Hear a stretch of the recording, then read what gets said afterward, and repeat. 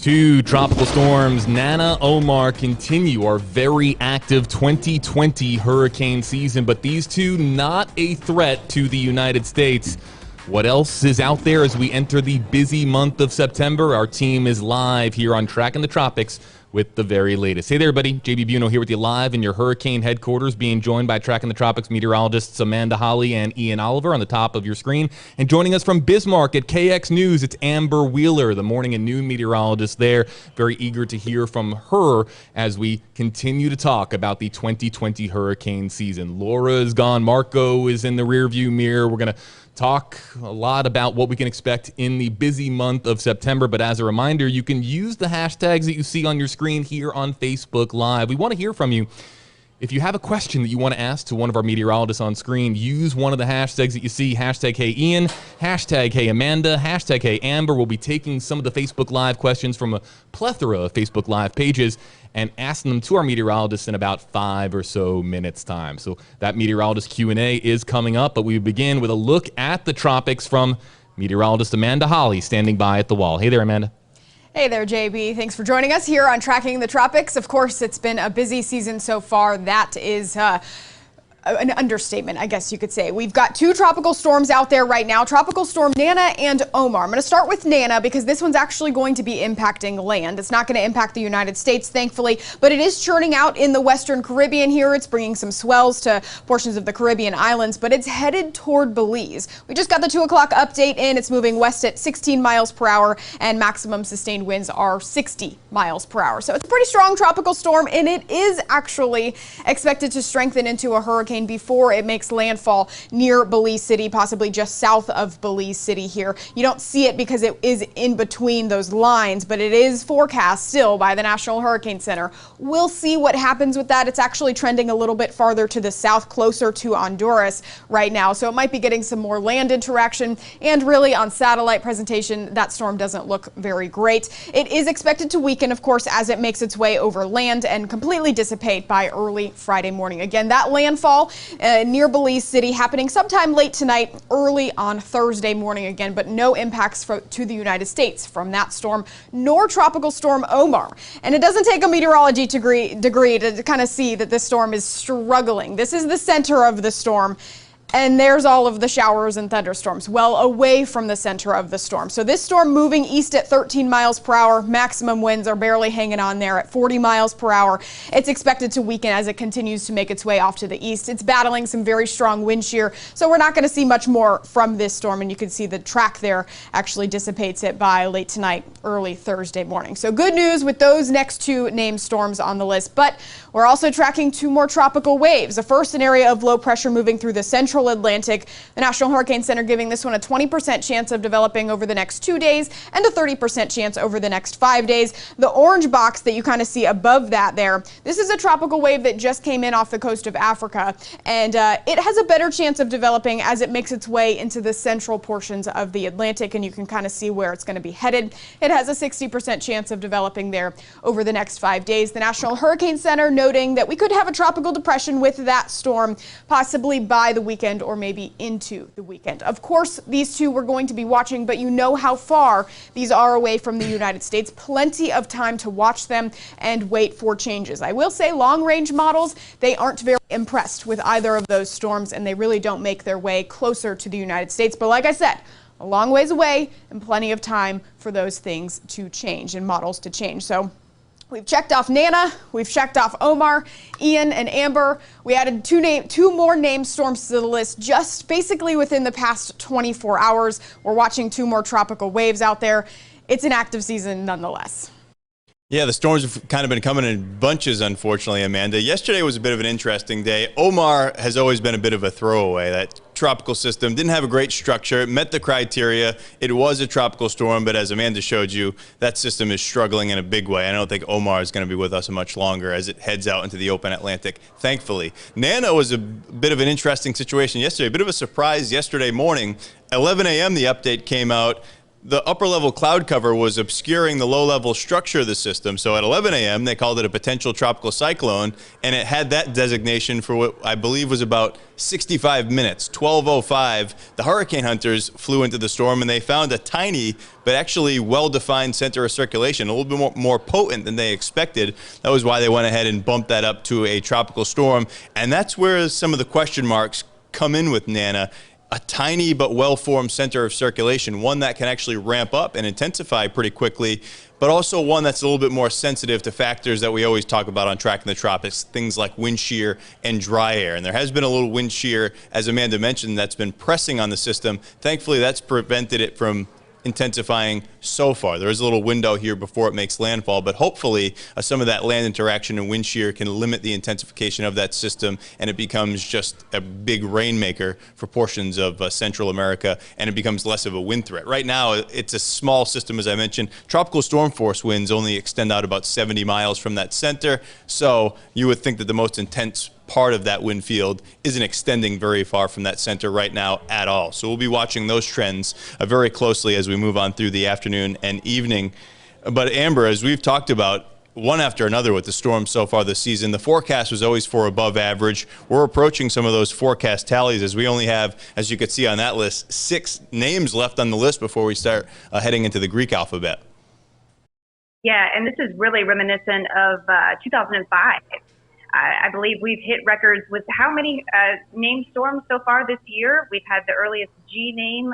This was the latest, the earliest N, the earliest O, I believe. And so, again, like you said, we have 6 more names left. We get into the Greek alphabet.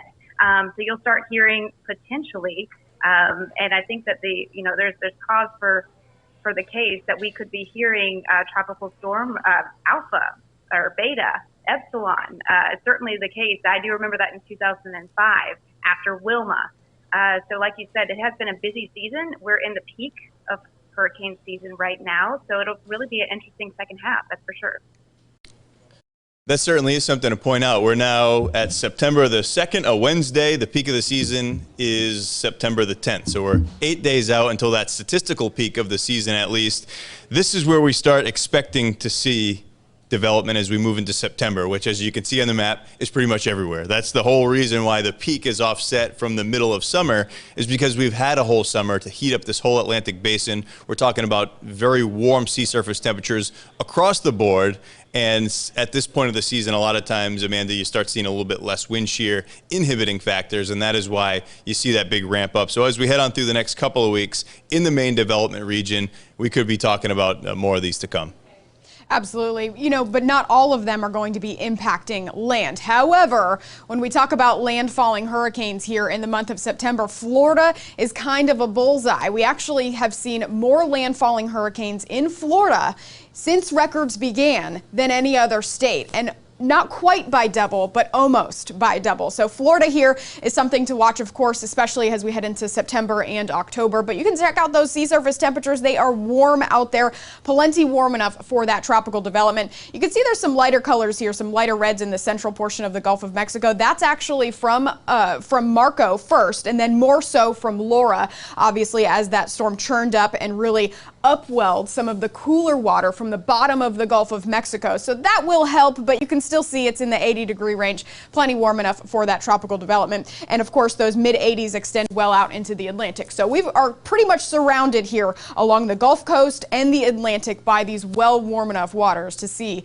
tropical development. Obviously, we continue to watch it and track it here on Tracking the Tropics. And we have a lot of questions that are starting to come in from our WFLA Facebook fans, our Tracking the Tropics fans out there. Again, meteorologist Amanda Holly here with you live, as well as Ian Oliver. Amber Wheeler joining us from Bismarck, joining us there in the bottom left-hand portion of your screen. I'm JB Buno. Let's start to get to some of the questions that are coming in here, everybody. In our Meteorologist Q&A, you at home can ask questions to our meteorologist. Do you want to know about what's going on here in a very active 2020 hurricane season, what we could expect in the weeks ahead, what we just saw with Hurricane Laura, a Cat 4 storm making landfall near the Texas-Louisiana coast? We're going to get to some of your questions as they come in here. Just use one of the hashtags on your screen, hashtag Hey Amanda, hashtag Hey Ian, and hashtag Hey Amber. So let's get to the first question that's coming in here. It's from Walt Rubin, hashtag Hey Amanda. The Saharan dust should help keep these depressions weaker or disappear. Guys, remember when we were talking about Saharan dust almost every episode of Tracking the Tropics? Here we are now in September. Amanda, I'm going to throw this right back over to you. What do we say to Walt, and what happened to all that Saharan dust? Well, we do have some Sahara dust out there still, but as we head into the months of September, we really see a drop off of that dust out there with these invests. So like I said earlier, the longer range models aren't too impressed with either of these systems, but there is still time for them to change. There is still time for them to overcome some of that drier air, some of that dust. We're going to be watching them as they make their way through the central Atlantic, but if the dust impacts them a little bit more, yes, it would keep them weaker. Luckily, right now, they're not even depressions. They're basically just areas of showers and thunderstorms that we are monitoring for organization. Lot of questions to get to here, everybody, on Tracking the Tropics. Again, if you use one of the hashtags, not seeing a ton, I'm seeing a lot of questions, but again, you have to use one of the hashtags if you want us to answer one of your questions here live. Again, Ian Oliver, Amanda Holly, and Amber Wheeler joining us.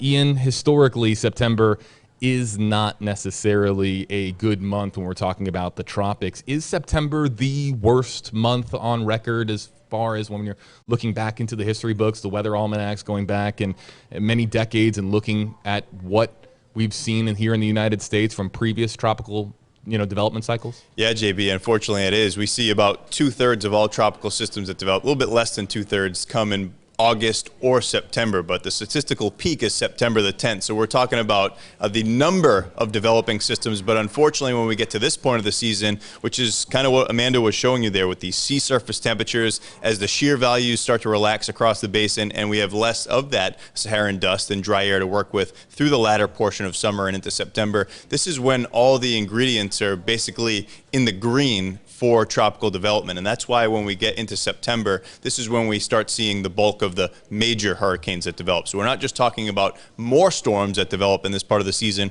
we're talking about the stronger storms that develop because of all those environmental factors being favorable for development once we get to this point. So obviously we've been developing systems at a feverish pace as we've moved on through really just the first half of the season. You hate looking at it that way, and thankfully the activity does really start to throttle back by the second half of October and into November. We still see tropical systems then, but this is really the month from now until the middle of October, especially for the Tampa Bay area. For our folks watching here in Tampa Bay, we do see that little uptick once we get into October, where we still have a very warm, big body of water to our left in the Gulf of Mexico, and we get some of those upper level troughs that can drop into the Gulf and help to trigger tropical systems. So it's really the next 6-7 weeks here where we'll be watching the tropics very closely, JB. Amber, you have some experience covering tropical storms, right, from your days in the Carolinas?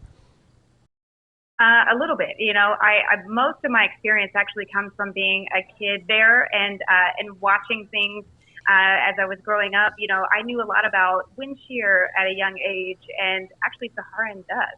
Believe it or not, when I was really young, I used to watch that. I remember going through Hurricane Fran, which was in early September, Category 3, hitting Cape Fear. And most of my experience actually forecasting hurricanes has been from far away. I've been watching you guys quite a bit, and of course following along, watching, like I said, those elements, those troughs that kind of push those systems, like those larger systems, into the Gulf this time of year. And of course, right now, I'm sure the folks in the Gulf states are really happy with that blocking pattern, or that pattern kind of pushing Nana, keeping Nana south. And I thought it was also really interesting where Amanda was showing the upwelling in the Gulf from Marco and then from Laura. I always find those sea surface temperatures to be really fascinating after these larger hurricanes and systems do move through. And something else I should add is I love watching the marine the traffic. I was just looking at it this morning, and you kind of could see by the marine traffic how folks really weren't taking Omar as being it wasn't really as much of a big deal with the traffic out in the Atlantic as, of course, Nana is right now, as it's strengthening a bit with, of course, a little more favorable environment. Ian, you want to hop in here?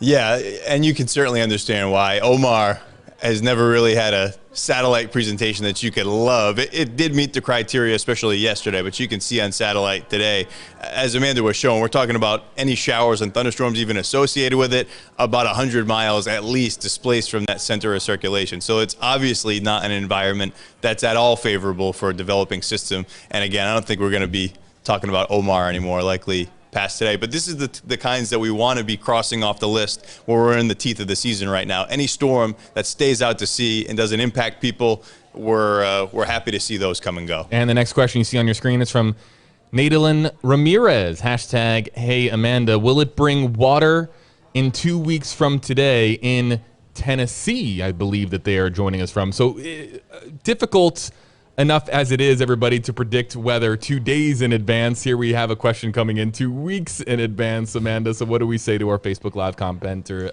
Nadalyn? Well, we definitely want to thank Nadalyn for her question there.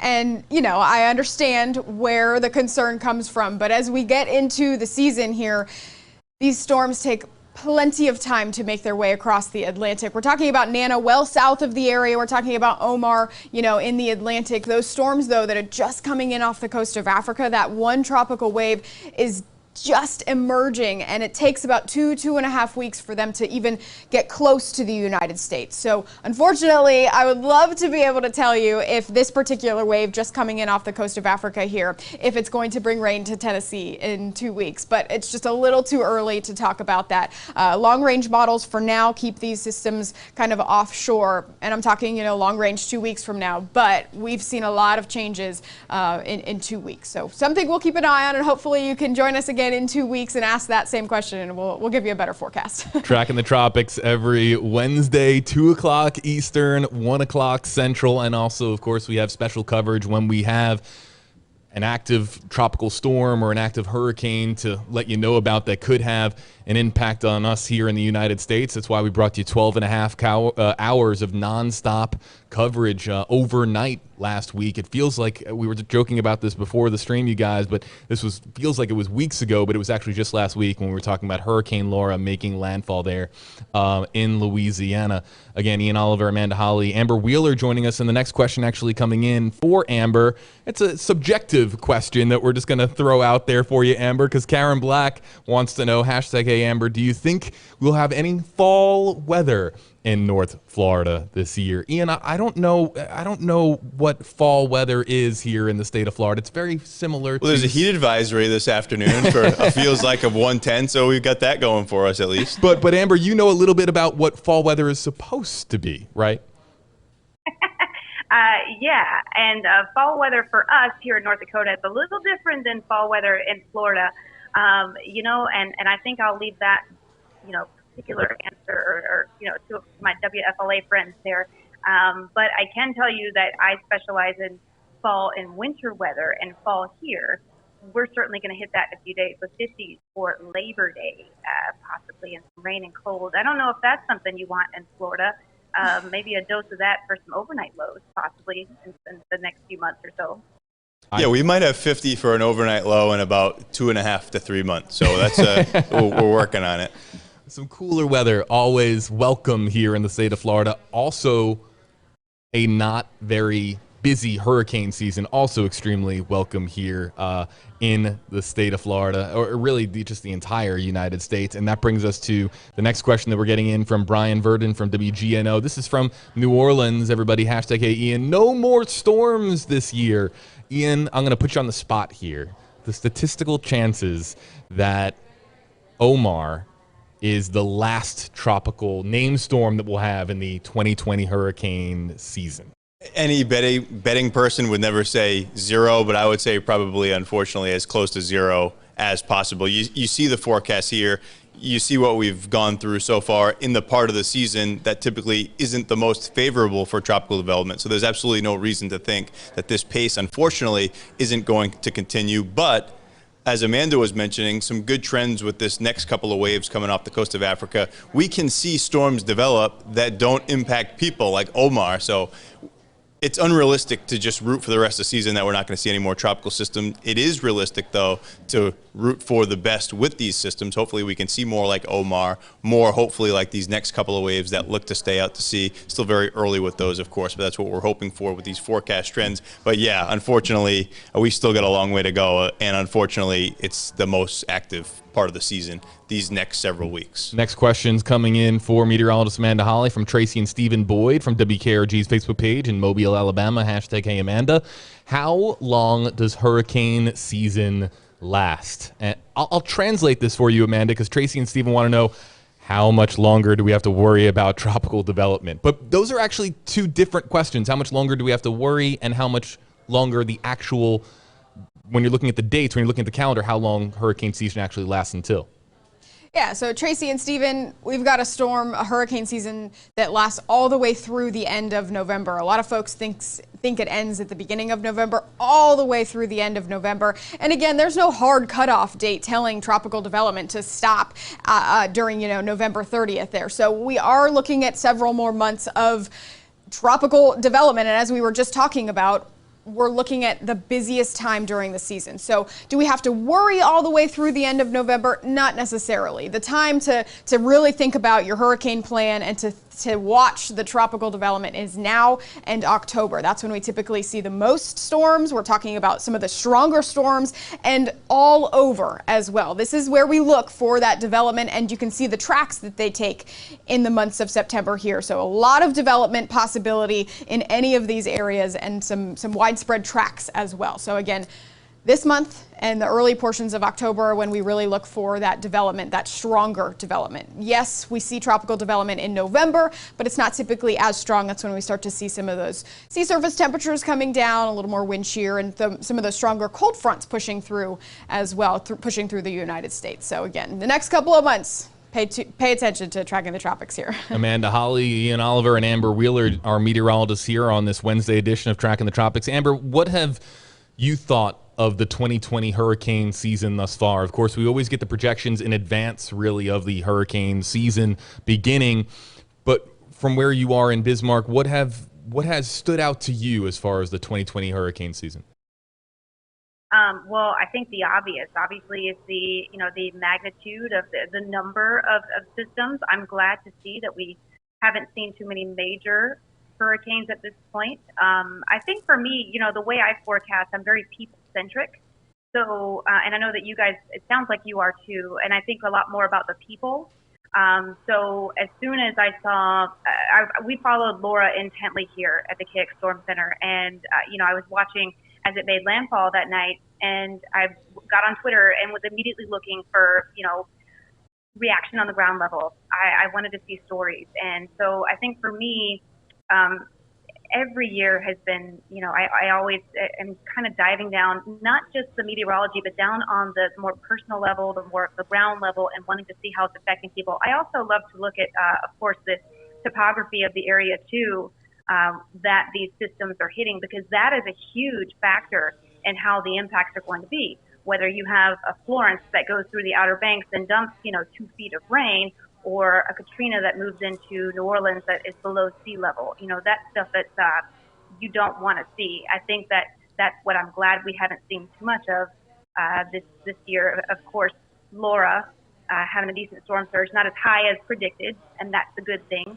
And so I would say what's really surprised me the most has really been, or what's been kind of wild for me, is the number, the magnitude. I mean, you can have these numbers in advance, you can have this forecast, but when you see it come into fruition, it's certainly something interesting on a science level, but from someone who is a real, again, like I call it people-centric meteorology, it's concerning. It is. And Laura, of course, was the subject of conversation. Remember, this time about 10 days ago, folks, we were talking about the possibility of, or maybe it was closer to 12 or so days ago, but we were talking about the possibility of 2 tropical storms being in the Gulf simultaneously. We're talking about Marco and Laura everywhere you went on social media. And then, of course, we get caught up so many times in the historical context of what we're talking about, as far as when was the last time we've seen that type of development simultaneously obviously in the Gulf of Mexico, and we forget that these are storms that are going to impact us here in the United States, our neighbors here in the United States. And in this case, it was our neighbors in Louisiana, portions of Texas, Arkansas, Mississippi got hit as well. So Laura, a Category 4 storm that of course, Marco fizzled out, wasn't really the storm that Laura was, but Laura made a significant impact here on the southeastern United States, especially there on the Louisiana coast. And we're thinking about and sending prayers to everybody in Lake Charles, especially. That is an area that was hit very, very hard by Hurricane Laura over the last week. We're going to end out with our final comment here, everybody, from J. Daniel Edwards from WKRG's Facebook page, #HeyJB. What about the storm south of the United States? Will it impact us? Of course, we're talking about Nana. This is where we began the show, so we'll end where we began. One more quick update from meteorologist Amanda Holly at the wall, talking about Nana and how it will not impact us in the United States. Right, Amanda? Yeah, everything that we want to hear. Again, the latest with Tropical Storm Nana, it is heading west at 16 miles per hour. It's very shortly going to be impacting land, likely making landfall sometime late tonight, early Thursday morning, potentially as a Category 1 storm. It still has a little bit of time to strengthen here, but we're not looking at the most organized storm. It's still expected to bring some storm surge here to coastal portions of Mexico, to Belize there, and we're also looking at the possibility of a lot of rain being dumped in the Central America area and some swells headed for Cuba and Jamaica. But again, the track of Nana has this storm staying well away from the United States. It's going to stay south of us, so we don't have to worry about this particular storm as it makes its way west and dissipates over the next few days. But again, we're also tracking Omar. That's a fish storm. There are 2 more tropical waves out there that we're watching. Those are about 10 to 2 weeks away still that we're going to continue to track here on Tracking the Tropics. You can tune in next week and we'll probably still be tracking them. Yeah, and of course we're here every Wednesday, 2 o'clock Eastern, 1 o'clock Central over the 2020 hurricane season. Really, every hurricane season we're going to be here with you, everybody, on Tracking the Tropics. And again, you see the banner on the bottom of your screen. It is an active tropics here. September, notoriously a very busy month when we're talking about hurricane season. So this is a very, very important time to be staying in the know. And of course, every Wednesday we'll keep you posted. And we always have special editions of Tracking the Tropics when we have significant tropical development to let you know about. So it's not just Wednesdays. We might have pop-up episodes over the course of September as we continue to monitor all the tropical development that you see here from IR Satellite in the center of your screen. I want to thank Amber Wheeler joining us from KX News in Bismarck. Be sure to check her out if you're over that way, if we're cross-posting that way here on social media. For Amanda Holly, Ian Oliver, I'm JB Buno. Thanks so much for being with us here on Tracking the Tropics. We'll be back Wednesday, 2 o'clock Eastern, 1 o'clock Central, or sooner if there's tropical development that you need to know about. Thanks so much for joining us. We'll see you next time on Tracking the Tropics.